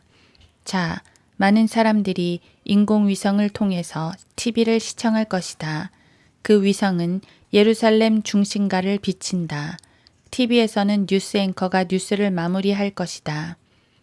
이제 핑클리와 프론트리는 금주의 마지막 뉴스를 보내드립니다. 리포터는 예루살렘 중심가로 간다. 거기에는 시체들이 누워 있는데 몸은 여기에, 머리는 저기에 흩어져 있다. 리포터는 다음과 같이 말할 것이다. 우리는 오늘 이 큰 날, 이중으로 감사의 날을 축하합니다. 오늘은 단지 우리 주와 구세주의 탄생일일 뿐만 아니라 이것 보라. 그들은 여전히 이렇게 고백을 하고 있다. 반인도주의자요, 반사회주의자며 온 세상을 교란시킨 전쟁광들인 이 두 명의 거짓 선지자들이 죽임을 당한 날입니다. 여기에 그들의 몸이 있습니다. TV에는 길가에 쓰러진 몸통과 하수구에 처박혀 있는 머리가 보인다. 그리고 노래가 흘러나온다. 내 몸은 없어지고 그때 카메라는 한 곳에 멈춰지고 갑자기 머리가 튀어 일어나더니 그 몸으로가 붙는다. TV는 이 광경을 방송할 것이다. 헐리우드 영화는 비교가 되지 않는다. 그 머리들이 몸통에 가서 붙게 되고 그 몸들은 일어나서 안녕 하고 말하게 된다. 굿바이. 그리고 그들은 공중으로 곧장 올라간다. 인공위성은 이처럼 공중으로 올라가는 그들의 모습을 포착할 것이다. 이것은 성경에 있는 이야기이다. 흥미진진한 이야기를 읽고 싶다면 성경을 읽으라. 사람들은 스타워즈 같은 삼류 공상과학 소설을 읽고 또 산다. 그리고 이러한 이야기들에서 한 원형을 발견하려고 한다. 하지만 이러한 졸작들에서는 어떠한 원형도 찾을 수 없다. 우리가 보통 읽거나 보는 탐정 이야기나 혹은 TV에 나오는 서부극이나 살인극들에서는 한 영웅과 그리스도의 유형으로서 한 여자, 교회의 유형, 그리고 악당, 사탄의 유형이 등장한다. 여자는 돈이나 재산 또는 사랑을 잃어버리는 위험에 처한다. 그리고 이 영화의 4분의 3 정도는 그 영웅이 밀려난다. 그러면 관객들은 그가 완전히 끝나버렸구나 하고 생각하게 된다. 그때 마지막 순간에 그는 돌아와 이기고 만다. 이것이 바로 킹 제임스 성경의 요한계시록이다. 우리는 거기서 벗어날 수 없다. 이 모든 졸작들, 이 모든 TV극들을 보고 있을 것인가? 아니면 성경을 볼 것인가? TV를 보느냐 마느냐 그것이 문제로다. 나는 많은 시간을 TV 앞에 앉아서 보내는 한 설교자를 알고 있다. 그는 설교하러 일어나서 장을 말한다는 것이 그만 열왕기하 채널 7을 펴주십시오 라고 말해버렸다. 한 번은 내가 조지아에서 모임을 가졌을 때의 일이다. 나는 그 일을 잊을 수가 없다. 나는 가족 중 한 명이 구원받지 않은 집에 방문했다. 그 나머지 가족들은 모두 구원받은 사람들이었다. 우리가 식사를 하고 있었을 때 TV 수리공이 들어오더니 그 TV를 뒷문으로 가지고 나갔다. 나는 그 구원받지 않은 사람에게 말했다. TV를 고치려나 보죠. 그는 아니요 라고 말하며 계속 식사를 했다. 나는 약 2분쯤 후에 다시 물었다. 새 것으로 바꾸시려고요? 그는 다시 아니요 라고 말하며 계속 식사를 했다. 그러더니 3분쯤 후에 그가 나에게 말했다. 내가 그것으로 뭘 하려는지 아십니까? 그래, 그걸 가지고 뭘 하시렵니까? 라고 나는 물었다. 그는 대답했다. 설교자님, 내가 그 빌어먹을 물건을 갖기 전까지 나에게는 가족들이 있었습니다. 그는 계속해서 말했다. 그 망할 놈의 물건을 들여놓은 이후로 내 아이들은 식사하러 오지 않아요. 그들의 눈은 항상 피곤해 있고 공부도 하지 않아요. 그들은 밖에 나가 놀려고도 하지 않아요. 그들의 건강은 나빠져 가고 밤엔 잠을 못 자고 악몽을 꾼답니다. 그것이 있기 전까지 나에게는 가족이 있었습니다. 나는 다시 한번 그들을 갖기 원해요. 이렇게 말한 후 그는 문 밖으로 나가버렸다. 또 어느 날엔가는 거리에서 어떤 사람과 이야기를 나누었다. 그는 귀에다가 FM 라디오를 꽂고 있었다. 그리고는 이렇게 말했다. 예, 나는 구원받았어요. 그래요, 나는 구원받았죠. 그래요. 그는 마치 간질병에 걸린 사람처럼 찡긋거리고 몸을 꿈틀거렸다. 자, 밤 10시나 11시 사이에 TV에서 하는 모든 오락물들을 보고 당신은 편안한 잠을 이룰 수 있는가? 아마도 당신은 내가 지난주에 설교했던 사람과 같이 될 것이다. 그는 전투라는 드라마를 시청한 후 TV를 끄고 잠자리에 들었다. 그리고는 꿈을 꾸었는데 꿈속에서 그는 총을 쏘며 언덕을 올라갔다. 그 언덕의 중간쯤 올라갔을 때 격전이 심해졌다. 탕탕 빵빵 그는 총알을 갈아 끼우고 공중으로 막 던졌다. 그런데 갑자기 아내의 비명소리가 들렸다. 그가 깨어보니 그녀의 헤어 컬러가 완전히 망가져 있었다. 그는 탄창을 갈아 끼운다고 아내의 머리칼을 다 쥐어뜯은 것이다. 자, 어쨌든 환란 중간에 모세와 엘리야는 하늘로 끌려 올라간다. 이것이 6번째 부활이다. 7. 죽은 자들의 부활. 우리는 마지막 7번째 부활에 이르렀다. 요한계시록 20장을 펴서 11절에서 13절까지 읽어내려가자. 이 구절에서 요한은 다음과 같이 말한다. 또 내가 큰 백보좌와 그 위에 앉으신 분을 보니 그의 면전에서 땅과 하늘이 사라졌고 그들의 설 자리도 보이지 않더라. 또 내가 죽은 자들을 보니 작은 자나 큰 자나 하나님 앞에 서 있는데 책들이 펴져 있으며 또 다른 책도 펴져 있는데 그것은 생명의 책이라. 죽은 자들은 자기들의 행위에 따라 그 책들에 기록된 대로 심판을 받더라. 바다도 그 안에 있던 죽은 자들을 넘겨주고 또 사망과 지옥도 그들 안에 있던 죽은 자들을 넘겨주니 그들이 각자 자기들의 행위에 따라 심판을 받으며 그리고 20장 15절에는 누구든지 생명의 책에 기록되지 않은 자는 불못에 던져지더라 라고 기록되어 있다. 성경은 이것을 둘째 사망이라고 말하고 있다. 13절의 바다도 그 안에 있던 죽은 자들을 넘겨주고 또 사망과 지옥도 그들 안에 있던 죽은 자들을 넘겨주니 그들이 각자 자기들의 행위에 따라 심판을 받으며 라고 묘사되어 있는 부분이 바로 지금 말하려고 하는 마지막 7번째 부활이다. 이것은 문자적인 부활이며 육체적인 부활이다. 이 부활 때에는 구원받지 못한 죽은 자들이 일어나게 된다. 구원받은 죽은 사람들은 이 앞에서 고린도전서 15장에서 일어났다. 요한계시록 20장은 구원받지 못한 죽은 자들에 대한 마지막 부활과 마지막 심판에 대해서 설명하고 있다. 자, 그들이 일어날 것이다. 그리고 그들은 그들의 행위에 따라 심판을 받게 된다. 그들은 자기들의 행위에 따라 벌을 받는다. 그들 중 어떤 이들은 다른 이들보다 더 뜨거운 지옥에 떨어질 것이다. 하지만 그들은 모두가 형벌을 면치 못한다. 이 심판의 목적은 그 사람들이 받을 형벌의 정도를 결정하는 것이다. 만약에 당신이 구원받지 못한 자라면 바로 이 부활이 당신의 부활이 될 것이다. 만약 당신이 아직도 구원받지 못하고 여전히 어리석은 가운데 행하고 있다면 나는 당신 앞에 어떤 일이 펼쳐지고 있는지를 알려주어야 한다. 그날의 당신은 거기에 서서 이 일을 직면하게 될 것이다. 당신이 이 심판대에 서서 하나님을 대면할 그때에는 당신이 서 있을 만한 어떠한 땅도 없을 것이라고 이 구절은 설명해 주고 있다. 하늘과 땅은 사라져 버렸고 서 있을 만한 어떠한 장소도 찾아볼 수 없다. 요한계시록 20장 11절. 그러면 이 사람들은 어디에 서 있는가? 그들은 아무것도 없는 곳에 서 있다. 거기에는 어떠한 혹성이나 땅도 없다.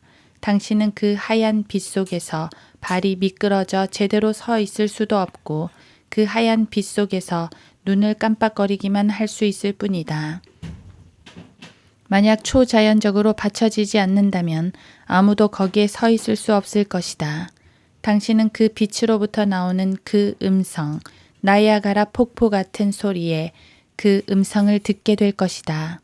당신이 고개를 떨어뜨려 당신 발 아래를 쳐다보면 천길 만길 아무것도 없는 것을 발견하게 된다. 당신 발 아래 곧장 200억 광년이나 되는 거리에는 아무것도 없다. 창조주 되시는 하나님께서 당신을 떠받치지 않는다면 당신의 무거운 머리는 아래로 떨어져 버릴 것이다. 지금은 이 광경이 실감나지 않겠지만 그때에는 아주 생생하게 체험할 것이다. 당신은 그 모습을 보고 왜 내가 떨어지지 않지? 라고 말할 것이나 그 이유는 하나님께서 당신을 거기에 붙들고 계시기 때문이다. 그리고 그분이 던져버릴 때 당신은 떨어지게 된다. 아주 멀리. 마태복음 22장은 이 끔찍한 광경을 잘 보여주고 있다. 물론 마태복음 22장은 교리적으로는 백보좌 심판을 가리키지 않는다. 그것은 대환란의 끝에 있을 사건이다. 그러나 마태복음 22장은 구원받지 못한 사람이 하나님 앞에 어떻게 나타나는가를 보여주기에는 충분하다.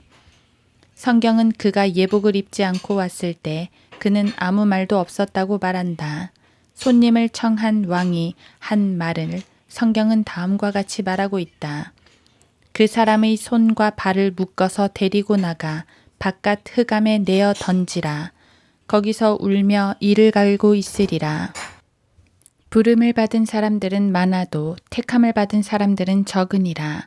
마태복음 22장 13, 14절. 하나님께서는 당신이 그분을 선택하지 않는 이상 당신을 선택하지 않으실 것이다. 그날에 한 혼인잔치가 열린다. 왕은 혼인잔치를 위하여 대로와 길가의 골목으로 종들을 보내어 사람들을 초대했다. 그들은 나갈 때 혼인 예복을 들고 나갔다. 그것은 세마포인데 이 세마포는 성도들의 의이다. 요한계시록 19장. 그들은 성으로 나가서 한 행인을 붙들고 말한다. 여보시오, 결혼식에 가고 싶지 않소. 그 사람은 대답한다. 누가 결혼하는데요? 그 종이 말한다. 오, 왕의 아들이요. 왕에게는 아들 하나가 있는데 그를 위해 혼인잔치를 열 것입니다. 그 행인은 예, 가고 말고요. 라고 대답한다. 그 종은 자, 여기 이 옷을 받아 입어요. 이 옷이 당신이 그 문을 통과할 때 통행증이 될 겁니다. 라고 말한다. 이게요? 예, 바로 이 옷이요. 이 옷을 입어요. 그러자 그 행인은 말한다. 이 옷은 얼마예요? 아니요, 당신은 이것을 살 수 없어요. 그래서 공짜입니다. 행인은 다시 말한다. 내가 입고 있는 이 옷은 어떻습니까? 이게 더 좋아 보이지 않나요? 그 옷은 허름한 시장거리에서나 파는 것 같군요. 내가 지금 입고 있는 이 상태로 가면 안 될까요? 그러자 종은 말한다. 만약 당신이 결혼잔치에 가고 싶다면 이 세마포를 입어야 합니다. 행인은 말한다. 좋아요. 하지만 그것은 나에게 맞는 것 같지 않군요. 당신은 가고 싶습니까? 예, 물론이죠. 이걸 입어요. 그 옷을 20달러에 사겠소. 이 옷은 팔지 않습니다. 왕의 아들이 다 사두었어요. 결혼식에 가려면 입어요. 싫다면 잘 가요. 그 행인은 혼잣말로 중얼거린다. 설마 이 일로 인해 죽진 않겠지. 그리고 그는 거리로 내려가 버렸다. 또 한 종은 어떤 소녀를 불러 세웠다. 이봐요 아가씨, 결혼식에 가고 싶지 않아요? 그녀는 좋아요. 누가 결혼하죠? 라고 물었다. 그 종은 왕의 아들이죠. 유명한 사람들도 그곳에 많이 있어요. 천사장들도 있고 다윗, 모세, 사브나롤라, 윌리엄 부스 장군, 드와이트 무디도 있고 플로렌스 나이팅게일, 페니 크로스비, 이 모든 훌륭한 사람들과 모든 시대로부터 온전하게 된 의인들의 영들도 있어요. 히브리서 12장 23절 라고 말했다. 소녀는 묻는다. 좋아요. 그럼 여기에 가려면 무엇을 해야 하죠? 아무것도 필요 없어요. 이 옷만 입으면 돼요. 좋아요. 하지만 그 옷은 별로 세련되어 보이지 않는데요. 꼭 침대 시트 같아요. 그러나 들어가려면 이 옷을 입어야만 해요. 하지만 그 옷은 별로 마음에 들지 않는데요. 나에겐 맞지 않아요. 내 스타일이 아니에요. 그러자 그 종은 말했다. 좋아요. 잘 가요. 그 소녀는 하지만 거기에 가고는 싶은데 라고 대답한다. 아가씨, 만약 가기 원한다면 이 옷들 중에서 하나를 입어야 해요. 그렇지만 이 옷은 내 몸매를 살려주지 못해요. 나를 아름답게 해주지도 못하고 나를 돋보이게 하지도 못하고 나를... 됐어요. 됐어. 잘 가요. 그 종은 곧장 길 아래로 내려간다. 또 한 명의 종이 뒷골목 쓰레기통 옆에 쓰러져 있는 늙은 불황자 하나를 보았다. 그곳은 쥐들이 왔다 갔다 하는 곳인데 그는 오른쪽 눈과 왼쪽 발을 잃은 불황자였다. 여보시오. 혼인잔치에 가고 싶지 않소. 늙은 불황자는 웃는다. 하, 나에게 혼인잔치에 가라고. 이보쇼. 혼인잔치에 나 같은 사람을 오라 할 사람이 어디 있겠소. 그 종은 말한다. 나는 하루 종일 왕의 혼인잔치에 사람들을 오라고 초청하고 있소. 당신은 가고 싶지 않소. 사람들이 이상하지 않은가? 1959년에 조사한 갤럽 여론조사에서는 미국 사람들이 저녁 식사에 초대하고 싶은 사람들을 순서대로 나열하고 있다. 여기서 예수 그리스도가 몇 번째쯤 될 것 같은가? 불과 11번째이다. 제 1위가 누군지 아는가? 아브라함 링컨이다. 사람들은 그를 일리노이주에서 온 훌륭한 정직한 에이브 노인이라 부른다. 하지만 틀렸다. 그는 일리노이주 출신이 아니다. 그는 켄터키 출신이다. 훌륭한 정직한 에이브 노인은 이렇게 말했었다. 87년 전에 우리의 조상들은 이 대륙 위에 자유 속에서 잉태된 한 새로운 나라를 심었고 모든 사람은 평등하게 창조되었다는 이 명제에 헌신하였다. 그러나 이것은 그들이 건너온 목적이 아니다. 이것은 칼 마르크스와 프랑스 혁명의 이념이다. 모든 인간은 평등하게 창조되었다. 메이플라워호가 영국을 떠났을 때 우리의 조상들이 어디에서 모든 인간은 평등하게 창조되었다고 말했는지 살펴보라. 왜 그런 거짓말이 나왔는가? 그들은 아무도 그런 말을 하지 않았다. 우리의 조상들은 국가 종교로부터 벗어나기 위해 이곳으로 건너왔다. 그들은 예배의 자유를 얻기 위해 이곳으로 온 것뿐이다. 그들은 흑인들을 희게 만들기 위해 온 것도 아니고 백인들을 붉게, 붉은 사람들을 녹색으로, 녹색인을 연두색으로, 연두색 사람들은 갈색으로 만들려고 온 것도 아니다. 그 여론조사의 두 번째 사람은 프랭클린 델라노 루즈벨트, 최대의 공산주의자다.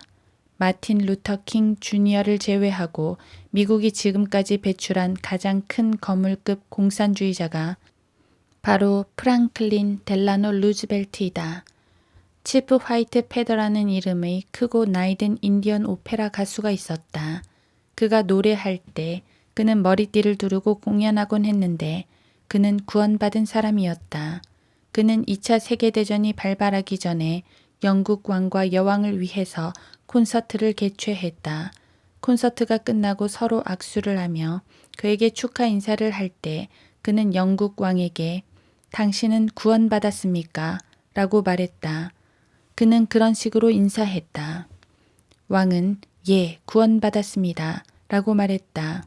그는 여왕에게 물었다. 당신은 구원받았습니까? 그녀는 나는 보혈로 씻음 받았습니다. 라고 했다. 그런 다음 그는 루즈벨트에게 당신은 구원받았습니까? 라고 물었다. 그러나 그는 나는 성공회 회원이요. 라고 대답했다. 세 번째는 테디 루즈벨트, 이어서 아이젠하워 부인, 아이젠하워, 리차드 닉슨 부인 등으로 이어지고 11번째에 가서야 비로소 예수 그리스도가 나타난다. 내가 무슨 말을 하는지 알겠는가? 사람들은 복음을 권유받았다. 아직도 많은 사람들이 구원받지 않았다. 만약에 당신이 구원받지 못했다면 당신은 길가에 서 있는 그 불황아와 같을 것이다. 어떤 사람이 당신에게 다가와서 헤이, 로스트 치킨과 맥주가 있는 파티에 가지 않을래? 라고 말할 때 당신이 좋아, 거기엔 누가 있지? 라고 물으면 그는 폴 뉴먼, 마릴린 멀로, 그리고 빈 크로스비, 또 존 엘 루이스, 또 월터 루터, 찰스 드골, 테드 케네디, 존 레논, 조니 카슬, 딘 마틴, 보 드렉, 바비 케네디, 그리고 제키 등이 있지. 그리고 거기엔 버터밀크와 부드러운 우유, 코카콜라와 펩시도, 냉차와 커피, 팝콘과 불고기, 바베큐 소고기, 바베큐 치킨, 구운 통닭, 프라이드 치킨, 럼주 펀치, 치킨밥, 블랙 아이파이, 콩요리, 콩껍질 파이, 으깬 감자 요리, 초면, 새콤달콤한 돼지고기, 라조기, 군감자, 삶은 감자, 튀긴 감자, 시금치와 마탕, 오크라, 타크스, 칠리, 그리고 스파게티와 라비올리, 라자냐, 요리 등등 이 모든 것은 공짜다. 라고 말한다면 가지 않을 사람이 누구겠는가? 하지만 주님께서는 다르게 말씀하신다. 주님은 하늘에서 식탁을 펼쳐 놓으시고 이같이 말씀하신다. 여길 보라, 이리로 올라오라. 나는 너를 존 후스와 마틴 루터와 함께 또 사보나롤라와 이그나티우스와 베드로와 바울과 요한, 야고보와 마태, 다윗, 모세와 함께 너를 그룹과 스랍과 삼위일체 하나님과 천사장과 그리고 모든 세대 가운데서 온 모든 훌륭하고 의로운 사람들과 함께 앉도록 할 것이다. 나는 생명수와 생명의 빵이 있는 하늘의 축제로 너를 앉힐 것이다. 너는 다시 굶주리지 않으리라. 너는 다시 울지도 않으리라. 이것도 공짜다. 값이 없다. 거저다. 모든 것은 준비되어 있다. 예복을 입어라. 그러나 당신은 거기에 서서 이렇게 말한다. 나는 거기에 살 수 있다고 생각하지 않아요. 교회에는 너무나 많은 위선자들이 있다고요. 그 왕의 종은 뒷골목으로 내려가서 그에게 말한다. 이봐, 마이크, 혼인잔치에 가고 싶지 않나요? 애꾸는 마이크 노인은 나를 혼인잔치에 허허허 잔치라 거 좋은 일이지 라고 말한다. 그 종은 거저 오면 돼요. 당신이 해야 할 일은 이 옷을 입는 것 뿐이에요 라고 말한다. 마이크는 잔치는 어디서 열 거지? 라고 묻는다. 왕의 궁전에서요. 왕은 아들을 위해서 결혼식을 열 거예요. 결혼식은 곧 진행될 거예요. 당신이 오는 것은 특별한 초청이지요. 그 노인은 거의 웃을 수 없었다. 나를 봐요. 손이 없어요. 칼로 싸우다가 잃었지요. 눈도 없어요. 맥주병 갖고 싸우다가 잃었습니다. 누가 나를 그 같은 장소에 원하겠습니까? 나는 그런 곳에 적합지 않아요. 내 입은 이 옷들 좀 봐요. 그리고는 그 늙은 불황자는 그 세마포를 한번 쳐다보더니 갑자기 말한다. 그것을 입겠소. 당신 같은 선한 사람들이 감정이나 다른 이유들로 인해 지옥으로 갈 때에 늙은 불황자 같은 우리는 정문을 곧바로 들어갈 것이다. 자, 이제 왕이 그 장소로 들어왔다. 그리고 결혼 예복을 입지 않은 한 사람을 보았다. 친구여, 그대는 어찌하여 예복도 입지 않고 여기에 들어왔는가? 그리고 성경은 말하고 있다. 그가 아무 말도 없었느니라. 마태복음 22장 12절. 그러자 왕은 종들에게 말한다. 그 사람의 손과 발을 묶어서 데리고 나가 바깥 흑암에 내어 던지라.